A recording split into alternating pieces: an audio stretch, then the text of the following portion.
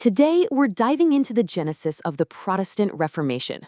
We're talking about a moment that started as a theological dispute but spiraled into a full-blown revolution, completely shattering 1,000 years of religious unity and redrawing the map of the Western world forever. And that begs a pretty huge question, right?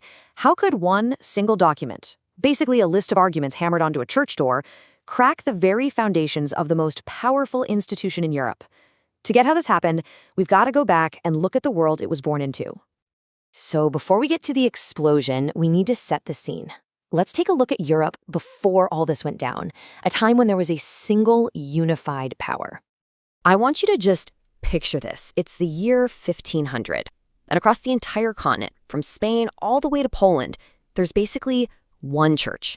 The Catholic Church, run out of Rome, was the ultimate spiritual authority. It was the backdrop to everything, for everyone, from a farmer to a king. But, beneath that unified surface, things were starting to crack.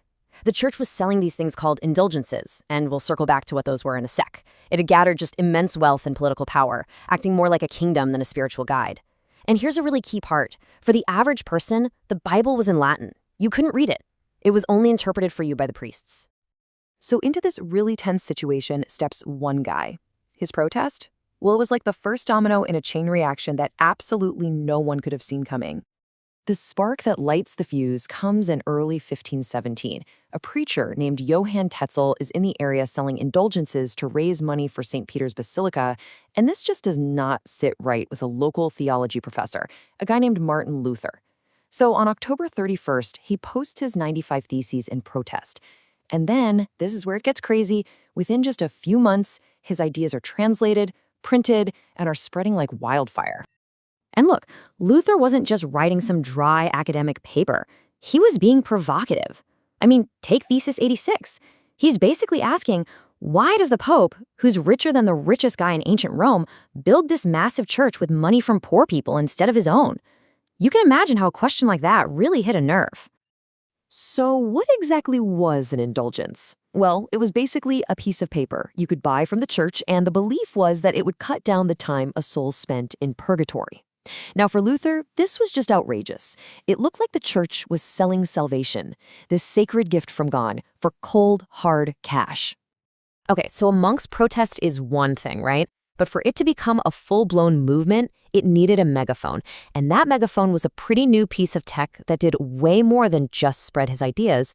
It basically started to democratize information itself. The printing press changed everything. Think about it. Before the press, you had a scribe, maybe cranking out one book a month. Information was slow, it was expensive, and it was really easy for the authorities to control. But the press, oh man, it could churn out thousands of pages in a single day. For the first time ever, ideas could be mass-produced, making them cheap and available to a huge audience. And this is exactly how Luther's ideas went viral, 16th century style. So, step one, Luther posts his arguments in Latin, for the other professors. But then, step two, some smart folks translate it into German for everybody else. Step three, printers see a business opportunity and just start pumping out thousands of cheap copies. And finally, step four, a major debate that should have been confined to universities is now happening in pubs and town squares. So, as these ideas are spreading, this stops being a simple religious argument. It gets all tangled up with politics. And this collision of faith and power is about to completely redraw the map of Europe. Fast forward just a bit to the year 1600. It's only about 80 years after Luther's protest. And that whole idea of a single, unified Christian Europe, it's gone. The continent had totally fractured. You've still got Catholics, of course, but now there are Lutherans in Germany and Scandinavia, Calvinists in Switzerland and France, and Anglicans over in England.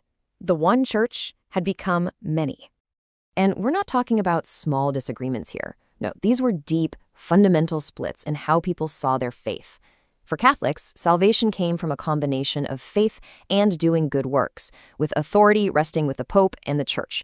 But for the new Protestants, it was faith alone that saved you. The Bible alone was the source of truth. And everyone, in a sense, was their own priest. You can see how there was really no middle ground here. So why should we care about a 500-year-old religious fight? Well, because its echoes, its aftershocks, basically created the modern world we're all living in today.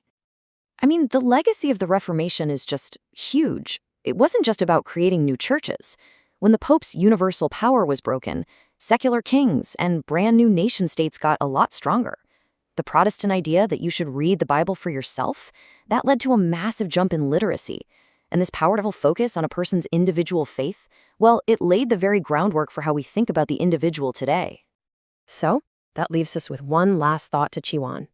Luther challenged an institution that had been seen as unquestionable for 1,000 years. It kind of makes you wonder, doesn't it? 500 years later, what unquestionable things in our world are getting challenged right now? And what kind of new world is going to emerge from that?